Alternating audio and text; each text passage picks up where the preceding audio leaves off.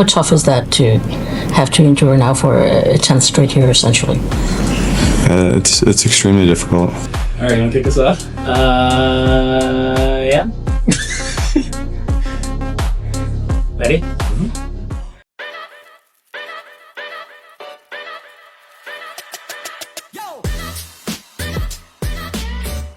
Alright guys, welcome back to Tulu Talk. We're here. We just finished up the month of April and we're getting into the full swing of the season. We got a lot of things planned, a lot of things that we've already done, but looking forward to getting going on the season. Billy, you want to start us off with the structure of the season, what we got going on this year? Yeah, as you guys know, we started this back in 2020.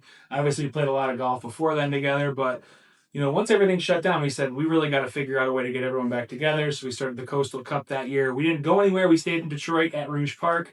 So we always have that Coastal Cup going on, Ryder Cup style event, East Coast versus West Coast. This year, it's the 7th edition. We're going to be down just kind of near Louisville, kind of near Lexington, in between there, all over. The Bourbon Trail is going to be where we're drinking and checking out stuff and hanging out. But then at the same time, we're going down to play Peninsula golf course down there, and we're going to check it out and have 20 versus 20. So there's still a chance for you to be on the roster, even if you didn't qualify from last year's league. So just hit up one of the captains. We got a couple captains. We got D'Angelo for the East Coast and Mr. Dumser, Rob Dumser, for the West Coast. So it'll be a battle this year. East Coast looking for that first victory. Will, looks like you got something to say about that.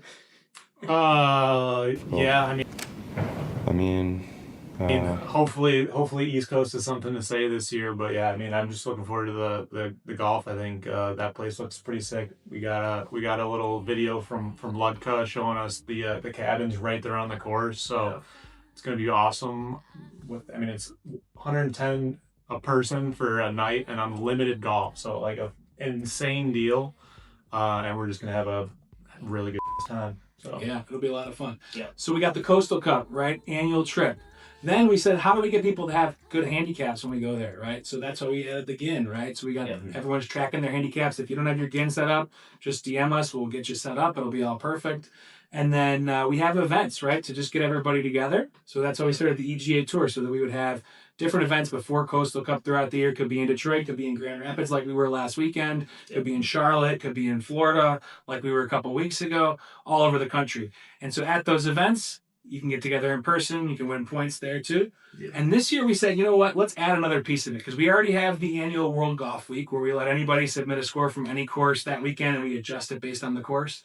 So this year we said, let's add the Elite Golf League, where every week we've always highlighted whoever had the best score or a good score that week in our rankings, but we're going to actually award points for it this year. So this year we have the Elite Golf League. And so for the lowest score each week, you're going to get $10 in Pro Shop credit, and you're going to get 100 points in the rankings. So not only do you get your 25 points for posting every score, if you have the lowest handicap adjusted, course adjusted score each week, there it is. 100 points in the rankings. So that this week was Matt Dijak. So you'll see in the rankings, this gentleman has stepped out to quite an early lead. It kind of feels like deja vu. He won the Grand Rapids Grand Slam mostly last year with all those events, really front-loading the Grand Rapids season. So don't worry, Grand Rapids had quite a few events to start off, so Dijak has an early lead over there, but we'll see if he can hold on to it. We got a couple studs coming into the Detroit Spring Scramble this weekend, so I don't know if Matt's going to hold on too long. Maybe he'll start showing up to some Detroit events. Maybe he'll host some more Grand Rapids events. But there's those three ways. There's the annual golf trip, the Coastal Cup. We'll see you in November for that. We have the EGA Tour. We have events all throughout the year. If you want to host another one, just reach out to us. We're happy to have it in Saginaw. We're happy to have it up in Marquette, at Gray Walls, wherever you want to host one. We just need a few people out there to play golf and post some scores and have some fun. Yeah. And then we got the weekly league. So no matter where you are, if you can't get together with anybody, still post your scores, because you can still win points and prizes. So. And I know that Billy said it, but for the weekly winner, just want to make it very clear, it's not just lowest score. We're going to take into account your handicap, the course you're playing, so anyone can win this thing. You could be a 30 handicap and you could win this thing. It's not just going to be low handicappers in an ideal world. So level playing field for everybody, and just extra points too. Yeah, more incentive to get your handicap set up if you haven't already. Yep. Like Billy said, reach out to us, and it's a way for you to earn some money, earn some points, and join the league and have some fun. For sure. So as we get ready for Kentucky And we have these events that we go through. Why don't you tell us a little bit about what happened in Grand Rapids this past week? Yeah, so we went to Grand Rapids to visit Matt Dijak, and in true Matt Dijak form, he went low. We started out on Friday at Pilgrim's Run, the Shepherd's Hollow of the West, as many people call it. But great track. I was a little concerned about what weather we were going to get. We got about 15 minutes of rain, and then it was beautiful for the rest of the weekend, including Pilgrim's Run. And Matt went low at Pilgrims and took the cake on that one. We had a big group for that one, 12 golfers, so a lot of people competing for it. And it was good to get a good start on the season and get some people out there. You guys got anything about Pilgrims that stood out to you? I got a hat. Casey made me buy a hat, so to add to the collection. So Yeah. I got one. It was fun to play with a few new guys too. I got to play with Matt Dijak and his crew, so Cooper Van Mealy and Trevor Murphy from Grand Rapids in Chicago. And we talked about Coastal Cup earlier. They showed interest, so could be some potential West Coasters on the Coastal Cup. And both good players too, so enjoyed the day. That'll be a good fit on the West Coast. A lot of good players in that team. We had the dads group. Will and I played with our dads. So that was pretty cool to get to do. And so not some great golf, but some decent golf. Will and I had a match. He won on 18. I still have to see the scorecard on that, but that was a close match, and that was fun. Yeah, it was all Andrew all day, and until the very end.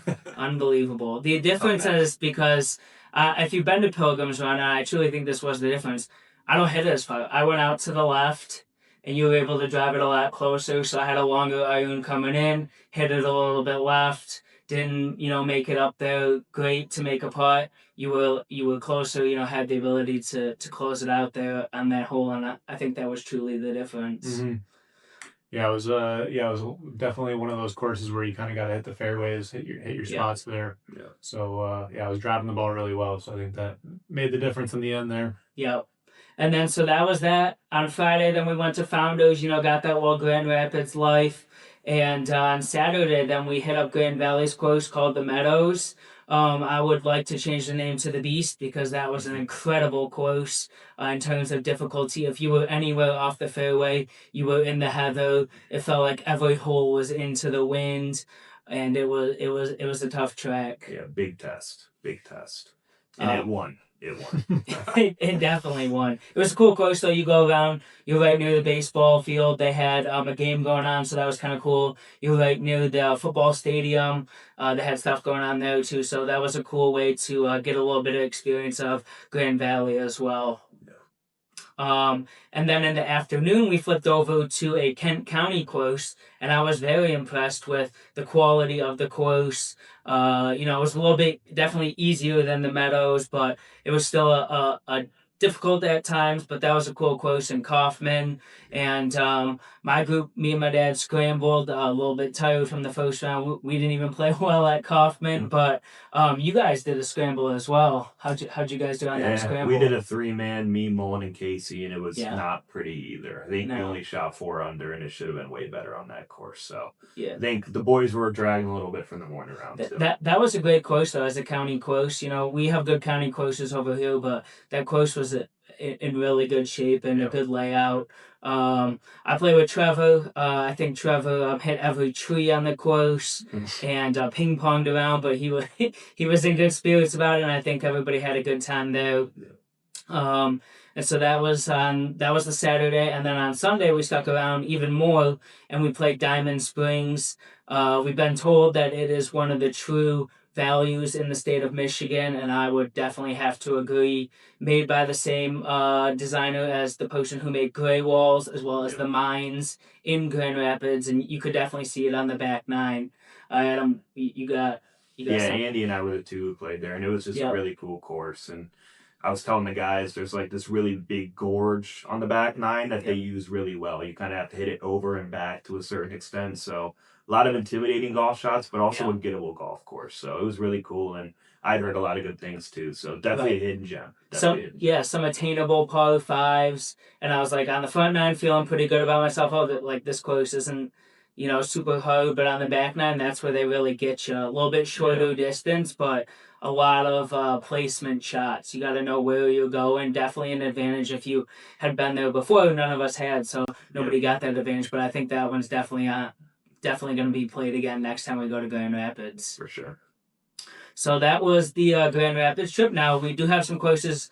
We do have some events coming for this weekend actually in Detroit. As well as the May 16th. We got our first 2 events over here. We have the Spring Scramble, so we're looking pretty good on that. We got several groups out there looking to go low at Sylvan Glen. That's a Troy course that I think everybody has probably played before, so we'll see if the course knowledge helps them with that. Yeah, and the scrambles are really important as your teams are looking to win the Elite Golf Club Championship. Remember, all 4 people on your team for the entire year, you just add up your points, and that's your team score. And so when you consider a podium, first place being 1,000 points, when you think about a 4-person scramble, that's 4,000 points for your team. So these scrambles are really important to show up for your team. And even if you guys don't make first, right, second or third are still very valuable for those team points. Very. So we'll see some big movers here in the club championship rankings, I'm sure, this weekend. Yeah, we got Dan and his group ready to go. They got a new name this year. Yeah. So Shaft Shank Redemption is stepping out of the Girl Scouts training room. So we'll see what they do this year with the new and improved name. Little rebrand action. A little more intimidating this year than the Girl Scouts. Yeah, they got some good players. They got that experience last weekend in several of those rounds, so they got the full squad out there. I know we got Stephen Fader coming back with Nolan Neva. They'll be out there this weekend, and Will's got his group ready to go. So we got an early battle there out with the teams looking to see who can position themselves into the lead. Maybe catch Matt right off the bat. Yeah. I got a nice thank you note from Mr. Fader's wedding saying he was looking forward to playing more golf this year. So it's nice to see that he's had a successful marriage here. That's what you want to see in a marriage. Yep. He's already getting it going. First event of the year. Beautiful. He's out there. Shout out to Dr. Fade. Dr. Fade. Love to see it. Yeah, and then a couple weekends later, on the 16th, like I mentioned, we're out there. We're doing our first qualifier of the year for the Elite Open.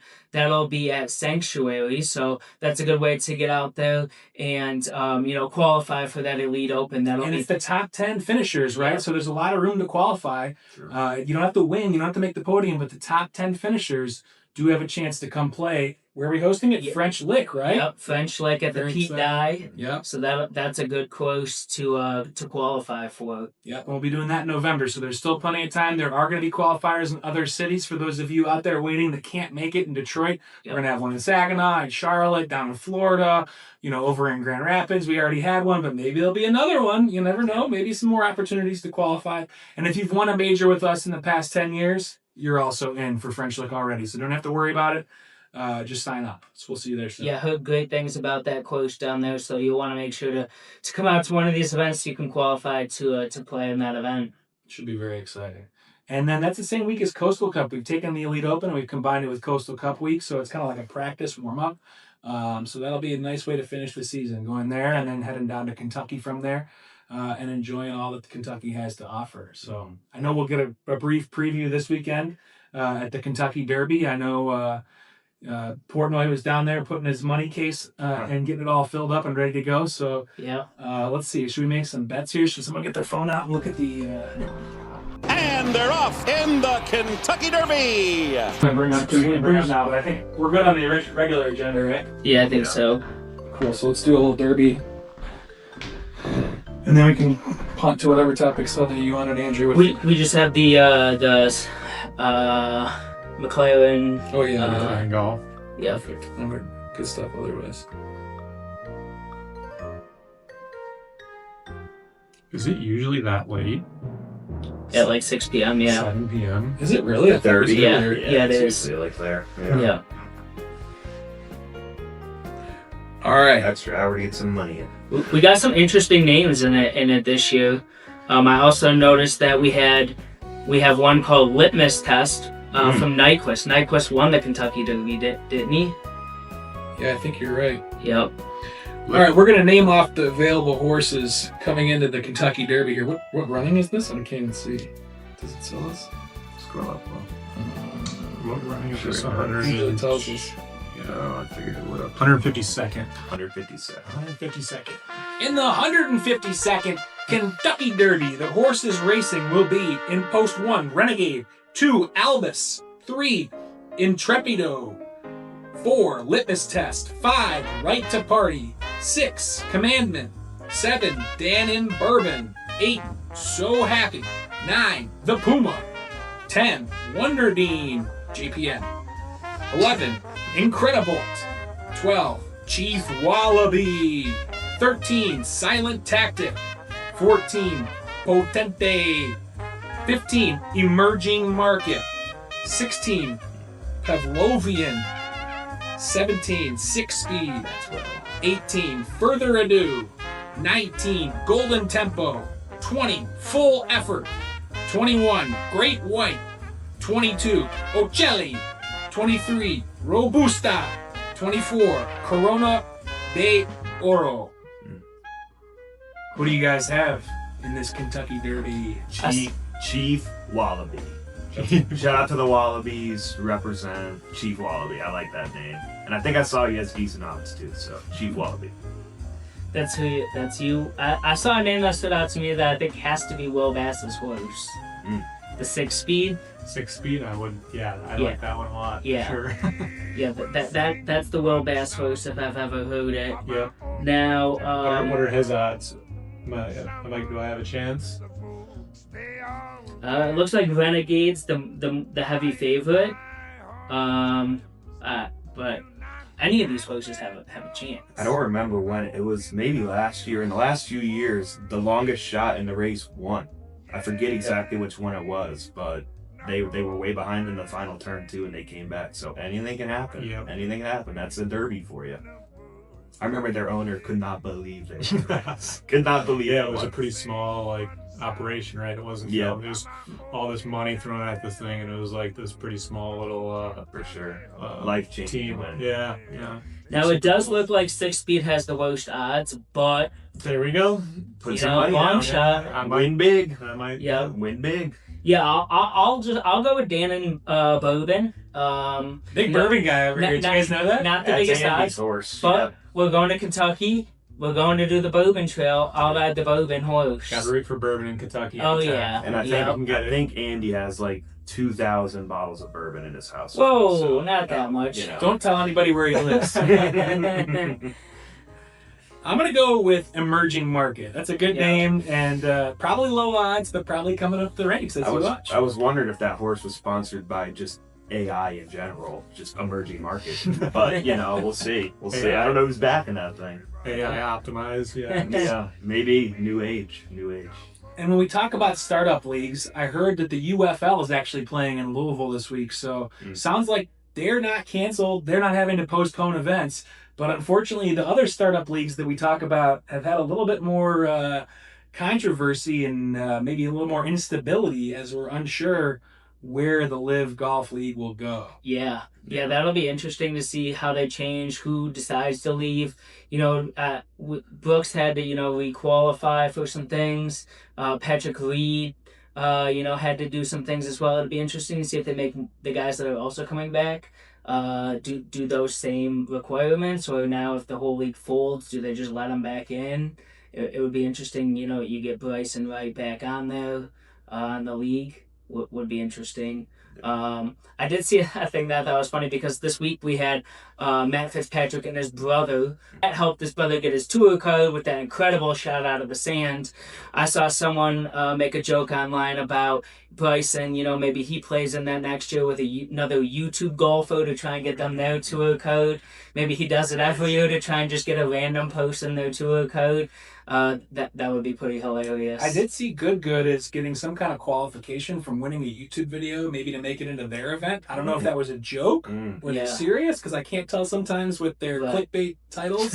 Are they real, or are they just trying to get the clicks? True. Yeah. So we'll see. I will more. They have an event, so it wouldn't surprise me if they did something like that to bring more eyes to the event itself. It would be a shame if they didn't, because everyone wants to see it, and there's plenty of YouTube golfers that aren't tour quality but are really good players. So let's see what happens. Wesley Bryan, who maybe should be on tour, maybe shouldn't be on tour. We'll see. I love me some Wesley Bryan, but he doesn't win every YouTube golf video he's in anymore either. So guys like his brother, Dalkey, Luke Kwan are also very real threats. If Luke Kwan shows up to his tee time. Yeah. And Grant Horvath, but Grant wins everything. Let someone else have a chance. Grant, Yeah, we do have an interesting event this week in Miami with the Grand Prix. We have the Cadillac Championship back at Trump National. Trump Corral. I saw that. That's where they have the Blue Monster, right? I believe the 600-yard hole. I believe so. Yeah. So that'll be interesting. Now it's called the Cadillac Championship, but we had a little bit of news on tour that a golfer who's been playing real well, and Justin Rose, with his clubs, has made a change to new clubs sponsored by McLaren. Yeah. Will, you got some thoughts on McLaren golf? I mean, it sounds like a sick partnership. It'd be interesting to see where this goes, but it sounds like Rose is kind of leading that. It sounds like he's an investor and the first sponsor playing these clubs. So he's going to break them out this weekend. Sounds like he likes them so far, and we'll see how he hits them. I mean, he's been playing well, so maybe I could put him over the edge, pull off the dub. He already got one earlier this year, so that's what I was interesting to me, is he's been playing so well, and then he's going to change clubs mid-year. Well, okay, here's the thing I was thinking about. Not only was he close to winning the Masters, he was also working behind the scenes with McLaren. It wasn't like these clubs just came out in the last 2 weeks. 2 years. He was working on these clubs when he was approaching winning the Masters. So, did he want to put them into play sooner? And how was that process, switching back and forth between these clubs, right? Were they similar build or not? 3D printed? We don't know. Yeah, it sounded like they were going to get into that sort of technology. I don't know how it'll be used, if it's more on the driver side of things or where technology would come into play, but it sounds like the irons have different metal. It sounds like they're meant to perform like forged irons, even though they're more muscle backs. I think is what Ian Poulter was saying on Twitter. Interesting. So I mean, you got McLaren coming from F1, the pinnacle of technology, and pretty much anything. So they put those minds towards making some golf clubs. Could come up with some pretty sick stuff. Yeah. They have an interesting back kind of look, maybe trying to look like a little carbon fiber type deal. That's what it looked like to me with that bright orange McLaren bag. So it'll be interesting. Yeah. And one thing that's really interesting is, I'm not sure if everyone remembers, I might have brought it up on a tour talk a while ago, but Justin Rose a couple years ago switched clubs to a Japanese company that nobody knew about, was pretty obscure, and no one really knew what he was doing. Within 6 months, he played so bad that he quit that partnership and went back to his little club. So it'll be very interesting, based on his previous scar tissue, if he can get over that hump with these new McLaren clubs. Because as you guys said, he's been playing great. And we do see other companies that, maybe golf isn't necessarily their number one. You have Mizuno, who makes all kinds of sporting equipment. I don't know. I wouldn't necessarily consider golf their number one product. You have Bridgestone, who makes all kinds of different things. So it'll be interesting to see if a car company specifically uses the technology that they have, and the composition of the clubs, how that translates to golf itself. How much does it come back to the team principal and his love for golf? Yeah, I think for sure. I mean, you check out Lando Norris's, or there's a lot of golf on his Instagram page. So I'm sure they're thrilled with that partnership. That I'm sure they've got a new set of clubs coming their way. So but it sounds like they're going to be pretty pricey. So don't necessarily count on getting your hands on them anytime soon, because unless you're saving up, because it sounds like could be a few $1,000s just to get your hands on those. Easy money. When you're winning these tour events, out here on the EGA tour, it's just chump change. If he wins within the first couple of events, man, the wait list on those clubs is going to be insane. Yeah. I just hope that he's an easy guy to root for. I hope that he does continue to play good golf, because, man, he's been so close in the Masters the last couple of years, and he's been so good on tour for a long time, that he's a guy that I would like to keep around, and hopefully continue to play some. Win a Masters. That's all I want for him at this point. You know? To get him to the Champions. And then Just Yeah. another major even period. He Yeah. deserves it at this point. He's only got one. So even if it's like a U.S. Open, he deserves one more swan song at the very least. Definitely. Yeah. That'll be interesting. A lot of fun stuff to watch out for on the PGA Tour. Our tour's in full swing. If you haven't got your team together, go ahead and do so. Get that handicap out there. Get your team signed up. We got events coming up. Even if you're not in Detroit, get the handicap. You can host your own event. And we look forward to seeing you guys out there. Thanks, everyone, for tuning in. We'll see you soon. Good stuff. Long one, but very good. Yeah, not so much of a short one. 25 minutes. That's all good. You can cut it. We